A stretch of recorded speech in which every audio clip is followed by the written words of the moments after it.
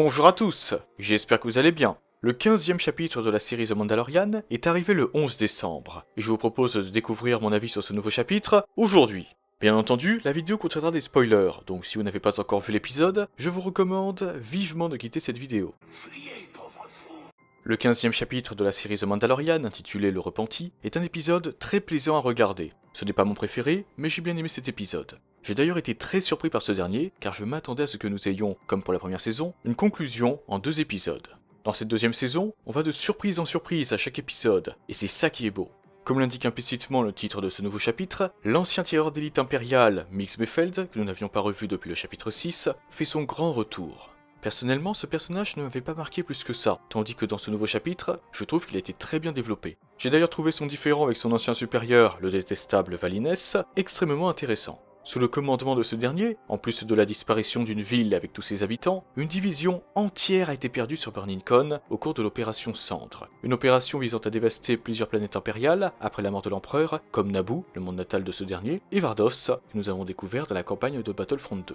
Burning Con, que nous avons découvert pour la première fois dans le jeu vidéo Star Wars Insurrection, qui a malheureusement fermé ses portes à peine un an après sa sortie, faisait donc partie des planètes visées par l'opération. On comprend d'ailleurs lors de la discussion entre Mefeld et Valines pourquoi le premier a probablement quitté l'Empire. Ce que dit le mercenaire lors de cette scène fait au passage écho à ce qu'il expliquait à Mando tout en traversant un village. Il a même pu se débarrasser de ses démons en éliminant S et en détruisant la raffinerie impériale, ce qui a impressionné Cara Dune et a permis au mercenaire de recouvrer sa liberté. Comme je l'affirmais plus tôt, à mon sens, Mefeld a été très bien développé en un seul épisode, et j'espère que Xian et Burg finiront eux aussi par être davantage développés au cours de la série.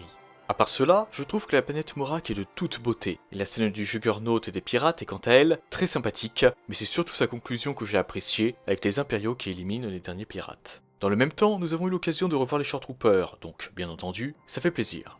On a également pu découvrir les pilotes de Juggernaut et retrouver les artilleurs impériaux dans cet épisode, donc encore une fois, ça fait plaisir. De son côté, Boba Fett s'est refait une beauté. En effet, il a repeint son casque, son armure et son jetpack, et je trouve personnellement que ça lui va bien. La carabine EE3, qu'il avait notamment dans la trilogie originale, fait d'ailleurs son grand retour. En plus de cela, revoir la charge sismique après tant d'années, quel bonheur! Enfin, disons plutôt, entendre son explosion, c'est comme une douce musique pour les oreilles. À la fin de l'épisode, Djarin envoie un message au Moff Gideon et lui ressort à quelques modifications près le même discours que ce dernier lui avait prononcé sur Nevarro à la fin de la première saison. Le message du Mandalorien est donc « on ne peut plus clair ». La guerre est déclarée. Il sera prêt à tout pour récupérer Grogu, comme montrer son visage s'il le faut, tel que nous l'avons vu dans ce chapitre. Concernant le prochain épisode, c'est-à-dire le chapitre 16, il semble que seuls Din Djarin, Cara Dune, Boba Fett et Fennec Shand vont se lancer à l'assaut du croiseur léger du Moff Gideon, mais peut-être que d'autres personnages se joindront à la fête.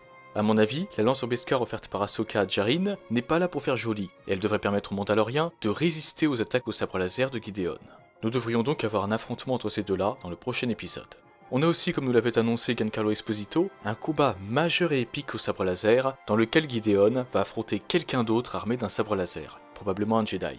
Il ne faut pas oublier non plus les Dark Troopers, que nous n'avons toujours pas vu se battre, mais uniquement capturer l'enfant, donc peut-être que ce sera le cas dans le chapitre 16. Par conséquent, je pense que nous allons être plutôt bien servis pour le dernier épisode de la deuxième saison, qui je l'espère sera incroyable, grandiose et magistral.